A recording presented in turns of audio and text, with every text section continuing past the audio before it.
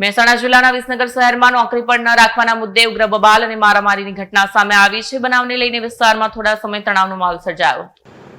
મળતી માહિતી મુજબ 23/2/26ના રોજ સાંજે અંદાજે વિસનગર વિસ્તારમાં જાહેરમાં હુમલાની ઘટના બની। ફરિયાદી જય બળવંત સોની દ્વારા વિસનગર શહેર પોલીસ સ્ટેશનમાં 24/2/26ના રોજ નોંધાવેલી ફરિયાદ મુજબ આરોપી સ્મિત શરીફ પટેલ દ્વારા ઉશ્કેરાઈ જઈ ગાળ ગપાટા કરી ઝઘડો કરવામાં આવ્યો। ફરિયાદી મુજબ આરોપીએ ફરિયાદી સાથે મારામારી કરી ઈજા પહોંચાડી તેમજ જાનથી મારી નાખવાની ધમકી આપી। બનાવ બાદ આસપાસના લોકો એકત્ર થયા। પરિસ્થિતિ તંગ બની। ઘટનાને ગંભીરતાથી લઈ પોલીસે ગુનો નોંધીને આગળની તપાસ હાથ ધરી છે। તપાસ અધિકારી સાક્ષીઓના નિવેદન લઈ સ્થળ તપાસ અને પુરાવા એકત્ર કરવાની કામગીરી કરી રહ્યા છે। મારું નામ સોની જય ભરતકુમાર છે અને હું કેલવેક કન્સલ્ટિંગ એલએલપીનો કો-ફાઉન્ડર છું। અને કાલે શું ઘટના બની હતી?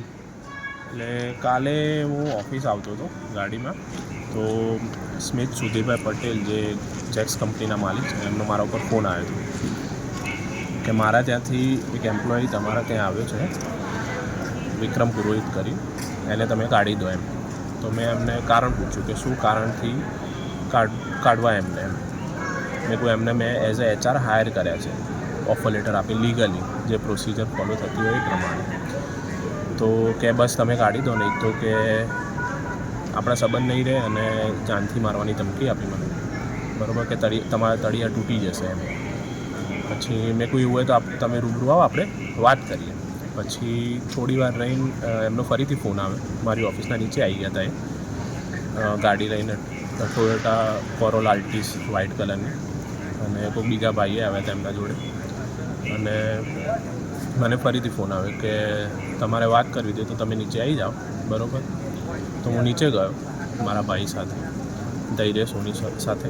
અને પછી મેં કહું હું હજી ગયો તો એણે એમ કહી દીધું કે તમારે વાત કરવી હતી ને, એમ કરીને એમની ગાડીમાંથી લાલ કલરનું બેઝબોલનું બેટ કાઢ્યું અને મને મારવા માંડ્યા। તો સેલ્ફ ડિફેન્સમાં હાથ આગળ કરતાં મારી ઘડિયાળ તૂટી ગઈ અને મને હાથમાં થોડી ઈજા થઈ હતી, તો લોહી નીકળ્યું।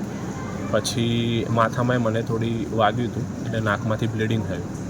પછી હું તરત ઉપર ગયો મારી કંપનીમાં અને મેં 112 ઉપર ઇમરજન્સીમાં ફોન કર્યો। ફોન કરીને 112 પોલીસની ગાડી તરત આવી ગઈ મારી ઓફિસના નીચે, અને પછી મને પોલીસ સ્ટેશન લઈ ત્યાંથી મારી પ્રાઇવેટ કારમાં હું સિવિલ હોસ્પિટલમાં ગયો ઇમરજન્સી સારવારમાં।